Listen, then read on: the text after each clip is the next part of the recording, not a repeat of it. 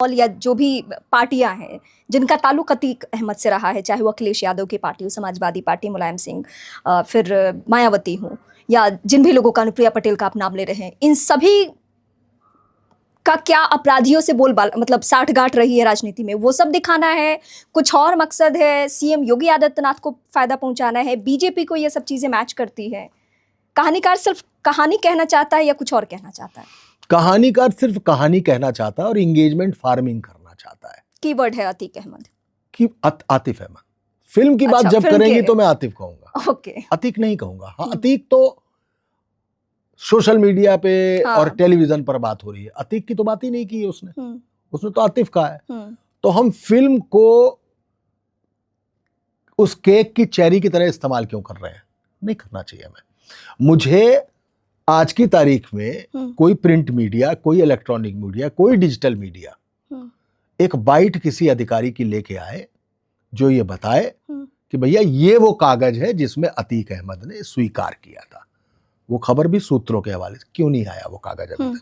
और अतीक अहमद की जब मृत्यु हुई, जब मर्डर हो गया, तो देश की संसद ने खड़े होकर 2 मिनट का मौन रखा था और शोक सभा की थी संसद में।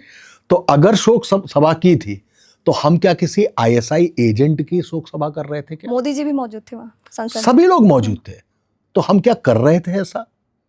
अगर ये शोक सभा नहीं होती तो क्या बिगड़ जाता? कुछ नहीं होता। क्या ये अधिकारियों के हाथ में होता है, जो जांच करने वाले अधिकारी होते हैं, कि कभी शहाबुद्दीन का नाम आईएसआई से जोड़ दें या फिर अतीक अहमद का नाम जोड़ दें, या किसी इस लेवल के जितने भी अपराधी रहे हैं जिनका सियासत में भी इक्वली बोलबाला रहा है? मतलब अपराध की दुनिया में तो है ही है, सियासत में भी उनका अपना रसूख है, अपना दबदबा है, और फिर उनका एक हल्के से नाम डाल दिया जाता है कि इनका कनेक्शन इधर है लेकिन हम एक्शन नहीं लेंगे। मान लिया कि अधिकारी के हाथ में रहता है, हाँ, कहाँ है? कहीं है? जैसे वो सोर्सेज के हवाले से जो हमने टीवी चैनल्स में रहते हुए चलाई हुई, कहाँ है कि हल्के से कह देना किसी रिपोर्टर को। अब तो धूम मच गई है ना इस बात की। हाँ, तो कागज लाए ना कि अपनी पूछताछ में कबूला है। वो पूछताछ, वो चार्जशीट कहाँ है? नहीं है, कहीं नहीं है। आप दिखा दीजिए ना सबको, आप बता दीजिए सबको, और बताइए तो कि उसने उस तारीख को ये बात कही थी।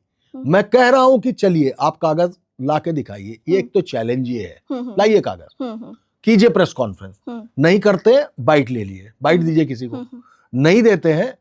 और अगर अब मैं कहता हूं हाइपोथेटिकली कि मान लो दे देते हैं, हाँ, तो फिर मुझे ये बताइए कि क्या इतने सालों तक आपको नहीं पता था?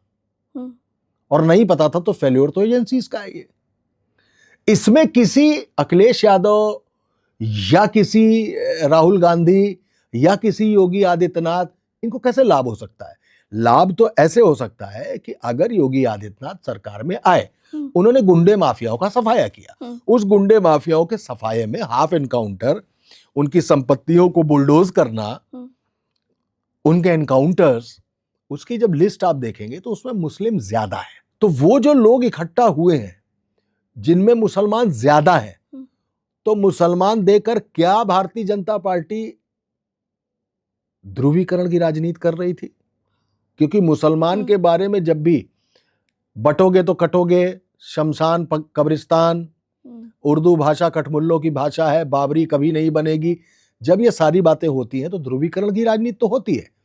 जब मुलायम सिंह कार सेवकों पर अपनी सरकार के तहत जब गोलियां चलवाते हैं तो ध्रुवीकरण की राजनीति तो होती है।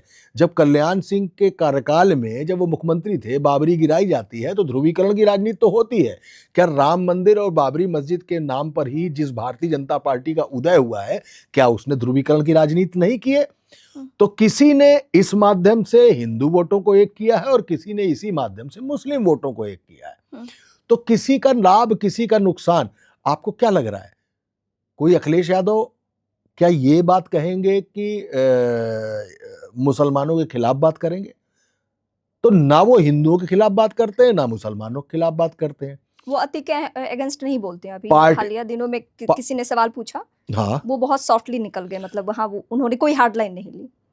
आप एक फिल्म देखकर जिसका नाम आतिफ है, जिसमें कह दिया गया कि वो जीवित मृत से कोई संबंध नहीं है इस फिल्म का, उस पर जवाब वो क्यों देंगे? उन्होंने कहा मर गया जो आदमी, मर गया। उन्होंने तो ये तो नहीं कहा ना कभी कि अतीक अहमद जो था वो अपराधी नहीं था।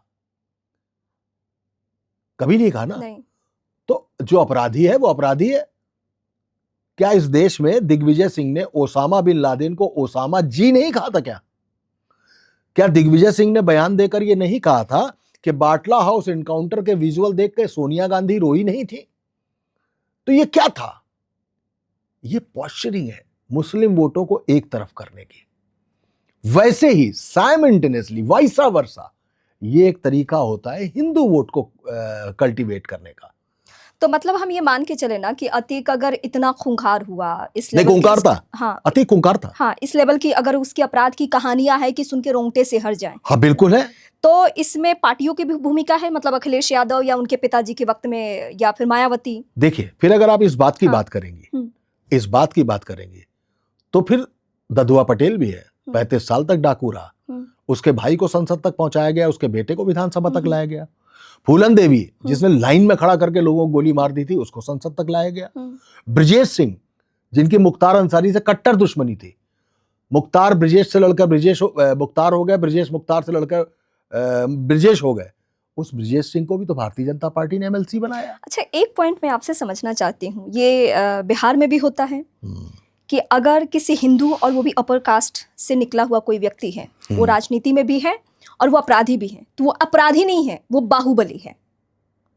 नहीं। और अगर वो अतीक है तो नहीं। खूंखार अपराधी है। नहीं नहीं नहीं नहीं, कैसा मानते हैं आप? नहीं नहीं, सुनिए सुनिए सुनिए। हाँ। बाहुबली, डॉन, माफिया, दबंग, ये सब मीडिया का दिया हुआ टाइटल है। हाँ, तो मीडिया पे ही मैं ये ब्लेम कर रही हूँ। हाँ सर कि मीडिया नहीं अपनी सहूलियत से ये चीजें, ये टाइटल है, सब अपराधी हैं। हाँ हाँ, ये सब गुंडे हैं, ये सब हत्यारे हैं। विकास दुबे क्या था? हिंदू था ना। हाँ। दुबे के नाते ब्राह्मण था।